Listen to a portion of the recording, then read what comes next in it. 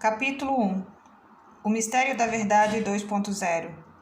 O combate às supostas fake news é mais perigoso do que as mais perigosas das fake news. Flávio Morgenstern. O termo, fake news era completamente irrelevante em pesquisas do Google que ocorreram antes da semana que se iniciou no dia 23 de outubro de 2016. Era um termo como outro qualquer, acidental, e que praticamente não figurava no noticiário. Há um leve aumento no volume de procura pelo termo na semana seguinte, iniciada em 30 de outubro. Inédita, mas ainda pouco notável. O aumento se acentua um pouco mais na semana iniciada no dia 6 de novembro e um estouro de uma supernova acontece na semana iniciada no dia 13 de novembro, chegando a 11 pontos de 100 em popularidade nas buscas. Entre quedas e picos típicos, o termo teria estrondosa popularidade de 59 na semana iniciada em 8 de janeiro do ano seguinte, chegando à marca inacreditável de 87 pontos de popularidade na semana iniciada em 14 de janeiro. O pico só seria ultrapassado na semana iniciada em 22 de março, já do ano de 2020, com o absoluto recorde de 92 pontos de popularidade dados pelo Google Trends. Que evento poderia ter tornado um termo que nunca levantou a menor das preocupações pelo planeta Terra ao topo das prioridades jurídicas, políticas, sociais e, não menos importante, policiais em todo o globo? A resposta é simples, mas não seu contexto. A eleição americana que consagrou Donald Trump como o 45º presidente americano em 8 de novembro de 2016, como é consabido, mas, via de regra, forçosamente esquecido pelo establishment midiático. O complexo da grande mídia dava como certa, garantida e consagrada a vitória de Hillary Clinton naquele ano. O New York Times afiançou que Hillary tinha 85% de chances de ganhar. O texto de Josh Katz, publicado no dia da eleição, explicava que a chance de Hillary perder seria a mesma de um jogador da NFL errar um chute de 37 jardas para o gol no futebol americano, algo bastante incomum. Já o Huffington Post ficou famoso até fora da América por sua imodesta previsão. Hillary tinha, 92,2% de chance de ganhar a presidência. O corolário era ominoso, o republicano Donald Trump essencialmente não tem chance de uma vitória no colégio eleitoral. O subtítulo da matéria ainda garantia: os democratas têm uma grande chance de assumir o controle do Senado também. Como hoje se sabe, Donald Trump não ganhou apenas a presidência, mas também o controle da Câmara e do Senado com maioria republicana. Fato que não ocorria desde o 71º Congresso de 1929 a 1931. Ou seja, a primeira maioria republicana hemogênica em 87 anos, após 8 anos de governo Obama. No Brasil, além de todos os telejornais darem a eleição de Hillary como favas contadas, ficou famigerada a manchete do blog O Antagonista que vaticinava, será uma barbada para Hillary. Constata-se sem dificuldade que a grande mídia, em uníssono, estava estarrecida com a eleição de Donald Trump no dia 8 de novembro de 2016. Mais do que tudo, o fato de a vitória de Trump ter sido acachapante, Scott Adams, um dos poucos nomes a ousar profetizar que Trump ganharia, escreveu o livro que foi traduzido justamente como, ganhar de lavada, para descrever a vitoriosa campanha de 2016. Nota-se ainda que a crise de credibilidade do jornalismo mundial, cada vez mais agigantada nos últimos anos, atingiu o seu zênite no dia seguinte à confirmação de que a presidência não seria de Hillary Clinton.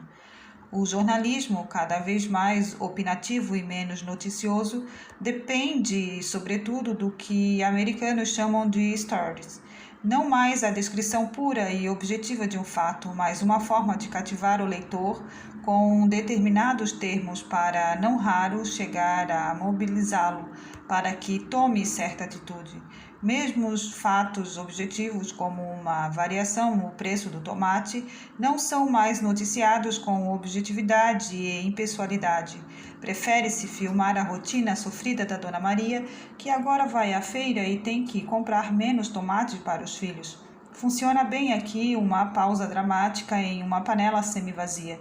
Então, ao relato de Dona Maria sobre como sua vida foi afetada pelo preço do tomate para, só após um minuto de dramatização, noticiar que o tomate está 25% mais caro do que no mês passado. Ou seja, é a narrativa que importa, e a cativação, o convencimento do leitor ou espectador, quase uma conquista, a inoculação de um sentimento pré-determinado pelos editores, jornalistas e repórteres. Não seria tão temerário, ainda que não recomendado, afirmar que a maior parte dos sentimentos exagerados, sobrecarregados e sensíveis de um mundo polarizado depende não dos fatos do mundo, mas da dramatização com que o jornalismo sobredoura eventos não raro prosaicos e enfadonhos. E tal histeria coletiva atua justamente na seção menos consciente e mais delicadamente impressionável da concupiscência humana. Aquilo que observemos criticamente por reações imediatas e realizadas por associação de maneira passiva e mecanizada, como esse jornalismo que, muito mais do que informar, tenta mobilizar e convencer a população com as mesmas técnicas subconscientes do marketing ou das religiões da nova era e do teleevangelismo. Poderia manter sua reputação após seguidas matérias demonizando Donald Trump como o anticristo. Os tons não muito mais sutis e ainda errando de maneira tão brutal o resultado de eleições, resultado este que era tanto um prognóstico quanto uma torcida e um chamamento à suposta vitória?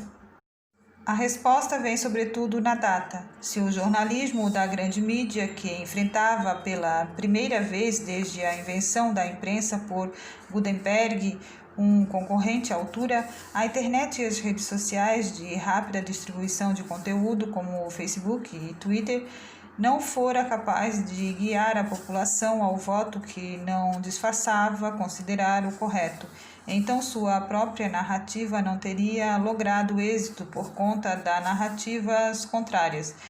E, ao contrário da grande mídia, falsas, pela ótica da mídia.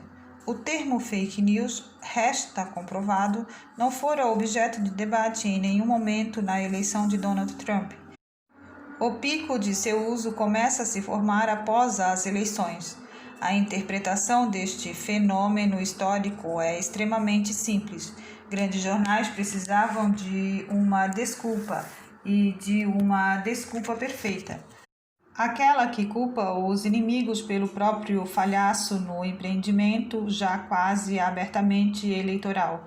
Se a narrativa pró-Hillary não havia sido aceita pela população, certamente havia uma narrativa concorrente que atrapalhou o seu sagrado trabalho, ou seja, a maior eleição com peso em redes sociais e sites sem apoio da grande mídia fora vencida por supostas fake news, espalhada por tais sites. Nota-se, mais uma vez, os curiosos dias que separaram o resultado da eleição, sem um pio sobre supostas fake news ou o risco que representavam, até o dia em que o termo passa a ser tão martelado que todos começam a repeti-lo em uníssono, até mesmo eleitores republicanos. O silêncio aqui fala de maneira muito mais estrepitosa do que tudo o que ocorre depois. Hoje, páginas da Wikipédia ou menções no jornalismo sobre qualquer fala, ato ou notícia remota de Donald Trump é, via de regra, acompanhada de um imperioso comentário sobre fake news, como se o presidente apenas dissesse coisas mentirosas e todos os seus opositores, na prática, fossem detentores e arautos da verdade revelada no Sinai. Com efeito, é assim que muitos dos seus detratores pensam até hoje. O peso do termo fake news e de sempre se associar a palavra ao presidente, mais uma vez faz o seu papel narrativo, poderíamos até dizer de marketing eleitoral, a contento em nível não argumentativo e irracional. Para o leitor não versado em linguística, semiótica, programação neurologística, simbologia ou outras formas de comunicação menos diretas do que o jornalismo ou a escrita acadêmica e técnica, basta-se ler em voz alta a seguinte sequência de palavras: alface, formiga, livro, nazismo, violeta, brincadeira, decapitação, lasanha, água, linchamento, primavera. Sem nenhum juízo de valor, sem nenhum argumento, nem mesmo uma frase. Sem nenhuma lógica de convencimento. Algumas palavras, pelo seu valor psicológico, têm muito mais peso do que outras. O fenômeno acontece graças à dimensão psicológica da linguagem, que podemos entender conforme explica a irmã Miriam Joseph. Aspas. A dimensão psicológica da linguagem está em seu conteúdo emocional, as imagens relacionadas, as nuances e a emoção espontaneamente associadas às palavras. Em retórica, isso recebe o nome de conotação da palavra. Propagandistas de todos os tipos frequentemente abusam do valor conotativo das palavras. Joseph, 2011, página 49. No esquema proposto por Roman Jakobson para elencar as funções da linguagem, tratar-se-ia de uma hipertrofia da função apelativa, focada no receptor, em relação ao que deveria ser, na verdade, um uso da função referencial, também chamada denotativa, cognitiva ou informativa. Quer-se convencer alguém de algo, não raro para uma determinada ação, ou ao menos para que pense conforme quer o emissor, que costuma marcar suas próprias emoções e desejos em um formato de linguagem jornalística, um discurso mais próximo da propaganda do que da informação.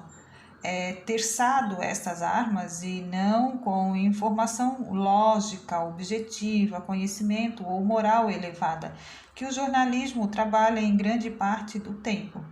Lamentavelmente, para aqueles não versados em tais ciências capilosas e herméticas, resta ler e assistir o jornalismo com distanciamento que permita a lógica, evitando prestar acato às figuras de autoridade social ou simplesmente confiar mais nos instintos morais e objetivos do que em concordar roboticamente com a autoridade de celebridades.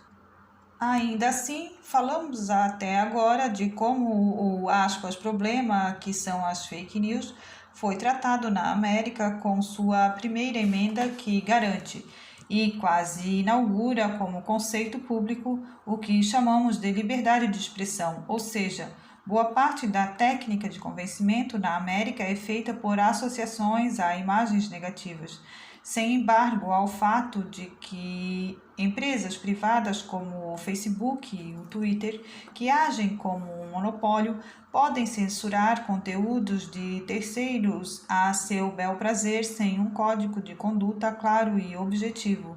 Um dado bastante preocupante percebido no Google Trends vem a seguir. A América já caiu para quinto país que mais procura por fake news no Google. O campeoníssimo disparo hoje é o Brasil, que não tem primeira emenda. Inciso 2.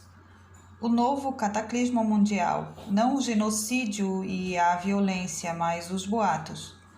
Fake news, como visto, nunca foram tratadas como um problema, sequer como uma preocupação séria. No Brasil, não apenas em época eleitoral, abundavam notícias e, o mais preocupante, artigos que não se apresentavam como de opinião, com inúmeras mentiras que tentam manipular resultados eleitorais. Desde a reeleição de Luiz Inácio Lula da Silva em 2006, relatos abundavam de mensagens recebidas por SMS e por folhetos afirmando que o Bolsa Família acabaria se Lula não fosse reeleito. O programa social estava mantido no programa de todos os concorrentes.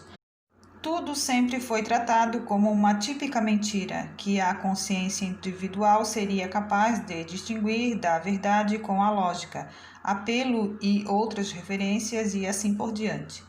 No âmbito da mídia oficial ou de grande audiência, podemos apenas, à guiçá de exemplos simples, lermos o que sites famosos por divulgarem fake news, vários a soldo de governos de esquerda, como o Diário do Centro do Mundo e Brasil 247, postavam após o impeachment de Dilma Rousseff. Observamos as manchetes. Aspas. FBI atua na Lava Jato desde o seu começo e se gaba de operação pelo mundo, por Marcos de Vasconcelos. Erros de grafia e espaçamento do original. Aspas, Globo manda TSE deixar Lula de fora da eleição. Ou a mais significativa, aspas, Dilma, golpe misógino ampliou violência contra a mulher. Com efeito, há 3 fake news em apenas uma frase. O processo de impeachment não foi um golpe. O impeachment se deu à leniência e laxismo da presidente em relação aos demandos na Petrobras, aos decretos que permitiram créditos suplementares de valores exorbitantes elevados e às pedaladas fiscais. Por sinal, a mais famosa proponente do impeachment, doutora Janaína Pascoal, também é uma mulher que se considera feminista e também não houve, aspas, ampliação da violência contra a mulher. Após o impeachment, nem nenhum estudo mostrava alguma correlação entre os fatos. A, aspas, ideia ainda foi postada mais 2 vezes em intervalos bem espaçados pelo mesmo Brasil 247, um dos campeões de fake news, com a manchete, aspas, Dilma ao FT. Golpe foi também misógino.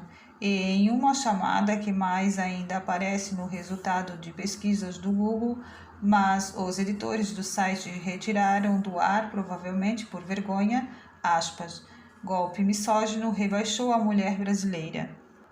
Entretanto, um fato muito mais preocupante do que uma campanha de desinformação de um veículo que recebia verbas do governo petista para defender de forma esteticamente cafona, com argumentos pedestres e mentiras apalermadas, o próprio governo petista, é justamente que o site 247 e também a maior parte desses outros que espalhava tantas fake news seja hoje um caçador de supostas fake news. Ora, que segurança pode haver para o jornalismo, para a mera divulgação de opiniões na internet, para a simples liberdade de expressão, para a elevadíssima busca da verdade, se quem quer controlar o que é verdade e o que não é são os editores do Brasil 247 e seus comparsas? Mais do que isso, este cenário se desenhou numa época em que o mundo via quase todo mês dezenas de pessoas sendo mortas em atentados terroristas propagados no Ocidente pelo Estado Islâmico, em que cenas de mortes extremamente dolorosas eram filmadas e divulgadas para causar pânico no mundo a cada semana. Por degolamento à faca fria, sendo queimadas vivas, crucificadas, afogadas, mortas por crianças e assim por diante. Mas a maior preocupação do mundo, repentinamente, eram fake news. E justamente os jornais, sites e conglomerados de mídia que mais erraram em suas narrativas, que mais foram incapazes de convencer a população a votar em seus candidatos, foram os proponentes de combate às fake news. Via de regra, aqueles que mais espalharam fake news e desinformação. Ora, como é que crimes os mais horrendos e físicos causam menos escândalo, indignação e destempero do que boatos e falsidades que, em idade adulta e com poucas doses de raciocínio lógico, alguém pode se safar sem tremendas consequências? A técnica já era conhecida por Joseph Goebbels. Sem o medo de recair em clichê, a repetição sem fim de um termo que, ao contrário de palavras como alface, formiga, livro, violeta, brincadeira, lasanha, água e primavera, causa uma impressão ao leitor. Em outras palavras, tentando escapar de um vocabulário técnico, o termo fake news tem hoje mais peso, causa mais preocupação e mais assunto de conversas do que pedofilia, desmatamento, terrorismo, genocídio e afins. Todos fatos ocorridos nos últimos anos. A dimensão psicológica do que foi associado ao termo, com os riscos à democracia, tão propalados, acabou por trazer mais emoções à expressão fake news do que a problemas muito mais verdadeiros, urgentes e mesmo físicos. E, como notamos, essa situação se desenhou por uma narrativa da mídia para tentar salvar a sua própria narrativa anterior. O problema parece que, não existia antes da eleição de Trump, e é fácil crer que não estaríamos falando de fake news hoje caso Hillary Clinton tivesse sido eleita. Inciso 3. Quis custodit ipsos custodes? Como o Brasil não tem a primeira emenda americana, a situação para a liberdade do país perante o direito brasileiro é periclitante. Recapitulando ainda uma vez mais, o termo fake news possui um peso em si mesmo. É um valor negativo por si. A analogia mais didática possível é com o termo fascista. Ambas as coisas, fascismo e notícias falsas, são de fatos negativas, cada uma em seu gradiente, mas os termos, alargados e dissolvidos, passaram a ser utilizados para se referir a qualquer pessoa, ou texto, ou vídeo, ou postagem, de que se discorde. Assim, um termo que deveria ser mantido bem definido no caso de fascismo, ou que até o momento tem necessidade de definição como fake news, passa a ser utilizado não para se descrever algo, função conotativa, mas como um xingamento, pura e simplesmente, sem necessidade de justificativa ou definição. Como algo indefinido e ainda por cima emotivo pode ser objeto de direito? Como é possível que um país testemunhe uma CPMI de fake news sem apresentar uma única fake news que seja para se auto-justificar se o tema é tão cadente e supostamente o Estado democrático de direito dependa do dia para a noite do combate às supostas fake news? Com base em depoimentos na CPMI das fake news, no inquérito sigiloso instaurado no STF foram determinadas buscas e apreensões, ação investigativa, mas que, à luz da lógica, já deve ser considerada uma punição, ainda que não o seja em termos meramente jurídicos. O que também salienta a importância de definir com precisão cirúrgica os termos e de entendê-los de maneira distinta em cada contexto, conduziu à instauração da CPMI das fake news. Um dos depoimentos nessa CPI foi da deputada federal Joyce Helsmann, PSL de São Paulo, acusada de criar uma estrutura de gabinete com perfis falsos para elogiá-la, acusação que partira de seus próprios ex-funcionários. Outro foi do ex-ator pornográfico Alexandre Frota, que, entre outros préstimos à República, divulgou uma fake news sobre o professor Olavo de Carvalho em plena CPMI das fake news. Talvez a única fake news que foi de fato citada na dita CPMI. Alexandre Frota também já fez uma enquete em seu Twitter, na qual perguntava se Adélio Bispo, que havia dado uma facada em Jair Bolsonaro durante a campanha, segundo médicos não o tendo assassinado por questão de milímetros, havia sido, incompetente ou distraído. Também ameaçou bater no jornalista Augusto Nunes, chamando-o de fanfarrão bêbado. além de colocar o símbolo da anarquia em seu perfil no Twitter e convocar torcidas organizadas em outros grupos, antifas, dizendo, vamos pra guerra. É hora de unificar e encarar. Após os tais antifas agredirem inocentes na Avenida Paulista no protesto que atiçou e ainda fez troça com quem apanhou. É esta dialética entre CPMI e não mas 2 inquéritos do STF, nos quais a corte é, há um tempo só, suposta vítima, investigadora e também julgadora, além de não definir por sorteio quais serão as regras internas, que paralisou tanto o Brasil em 2020 quanto a pandemia causada pelo surto de Covid-19. Mais uma vez, não foi algo racional ou lógico, mas algo emocional, neste caso, o medo. Mesmo que o combate às ditas fake news fosse realizado por pessoas de um jaz menos conturbado, o perigo persistira intacto. Note-se que o termo fake news é usado, como resta demonstrado, apenas para visões de mundo diversas daquelas que acusa os outros de propagarem fake news. Se a palavra censura é considerada psicologicamente negativa e ainda poderia ser associada à ditadura militar, o termo fake news, de tão repetido, parece ainda mais perigoso. Portanto, entre enfrentar censura ou notícias falsas, supostas ou não, a massiva propaganda midiática e os esforços de legisladores e juristas dirigem a população a preferir a censura.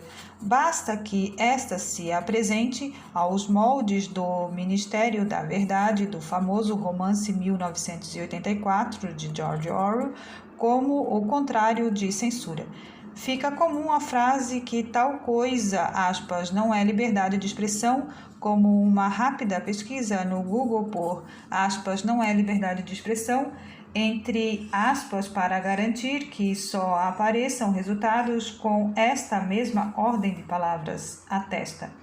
Assim, testemunhamos com imensa rapidez manchetes como, isto não é liberdade de expressão, é bandidagem. Diz Moraes sobre ataques. Liberdade de expressão não é liberdade de agressão. Ministros decidem que fake news não é uma liberdade de expressão e STF manterá inquérito.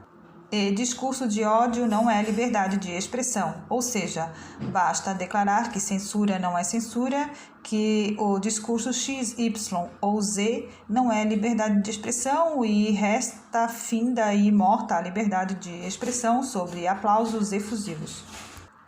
Com efeito, é raríssimo hoje encontrar uma manchete de jornal sobre liberdade de expressão que não esteja discutindo justamente sobre como tal e qual comportamento não é liberdade de expressão.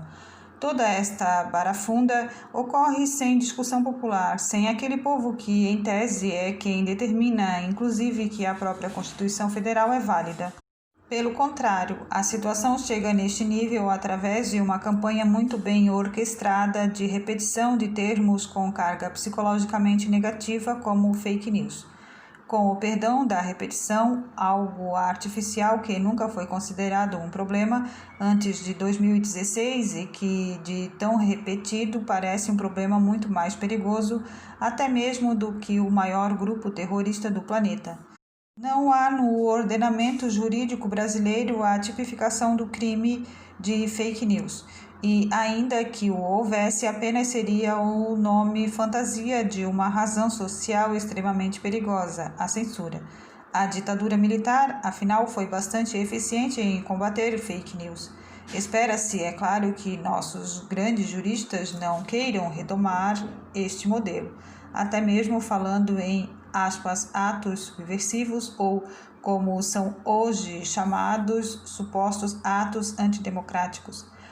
A rigor, até uma discussão por parlamentarismo ou uma proposta de emenda constitucional seria, ferir a ordem social vigente, que tampouco estão no colégio penal e que podem ser definidos como, aspas, críticas à atuação de quem vai julgar se tal pessoa é criminosa ou não.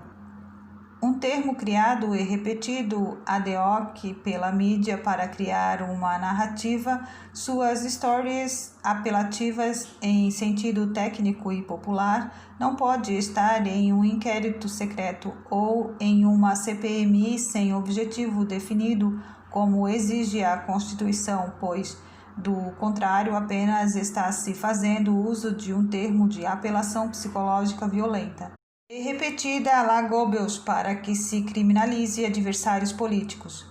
Como provamos, as fake news tão propaladas não são, aspas, notícias falsas, como as entendemos. Estas graçam inclusive entre as autodeclaradas agências de checagem de fatos, e sim aquilo que um político, burocrata ou figura de autoridade considera nocível à sua narrativa, incluindo-se os próprios jornalistas, que podem se ver livres de narrativas divergentes e, a um só tempo, arrumar uma desculpa para o falhaço da sua propaganda, imputando um crime pesadíssimo a concorrentes. Crime tão falado e repetido que torna o Brasil o país que mais se faz busca no Google por fake news no mundo.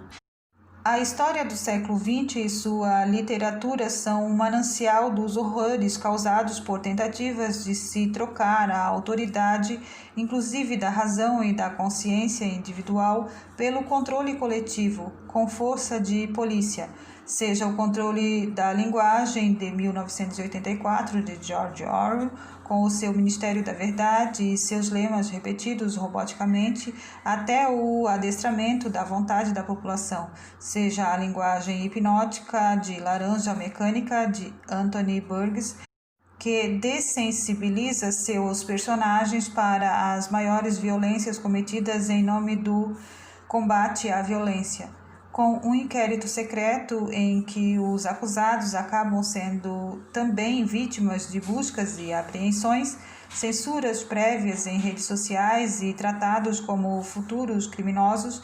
Nossa situação também se parece com o Processo de Franz Kafka, no qual o personagem K é acusado na primeira linha do romance e enfrenta todo o processo jurídico até o seu trágico final, sem que saibamos qual teria sido o crime que teria cometido. Se notícias falsas são ruins, o controle de fake news e, sobretudo, sua indefinição, aliada ao peso psicológico do termo, quase um sucedâneo de fascista, são mais perigosos, mesmo que recentemente até mesmo os elementos que teriam, aspas, lutado contra a ditadura militar, estejam em uníssono ignorando a defesa de algo como a liberdade de expressão no afã de acusar adversários de propagar fake news. Esperamos que nossos juristas não queiram criar um Ministério da Verdade, controlado pela polícia de Laranja Mecânica e criando o mesmo tipo de processo como um labirinto para o abismo exercado por Kafka, ao criminalizarem opiniões e discursos diversos, ainda mais literalmente sem lei. Com efeito, se o sistema jurídico de 1984 de Laranja Mecânica ou de O Processo ou de A Revolução dos Bichos, de Na Colônia Penal, de O Zero e o Infinito e etc., fossem obrigados a possuir um conceito simples, o de que não há crime sem lei anterior que o defina, e com o máximo de precisão possível. Talvez tais romances distópicos contassem histórias prosaicas e com final feliz, ao invés de nos assustarem com o poder totalitário que é dado a um julgador quando ele pode definir o que é crime. Digamos, o que são fake news? De estro próprio, tornando-se legislador, julgador e suposta vítima a um só tempo, simplesmente utilizando-se de um termo ou uma lei com significado aberto e não com um significado pré-determinado, anterior a ele e comprovado pela tradição. Imagine-se, por exemplo, se o conceito de estupro se tornar amplo a ponto de se tratar como estuprador alguém que convida outra pessoa para um café, ou se o conceito de ato antidemocrático passar a embarcar-se em lei que o defina apenas por capricho do legislador-julgador, a compra do poder legislativo com mesada dada pelo poder executivo às custas do expurgo de empresas estatais, fechando-se partidos e enviando para a cadeia todos os seus filiados e envolvidos. Talvez, nesse caso, nossos juristas considerassem que a justiça se tornaria um pouco drástica. Talvez apenas admitir que a grande mídia, com todo o seu dinheiro, profissionalismo e equipes técnicas, tem errado mais do que analistas independentes. Tal como em romances policiais, um detetive particular costuma encontrar provas, rastros e ligações mais rapidamente do que a polícia, ocupada na produção de documentos, seja muito menos oneroso para o povo, e que a liberdade volte a ser o que declara Orwell, liberdade de se publicar o que incomoda. A liberdade de expressão do que não é ataque ou ofensa também era defendida por Adolf Hitler.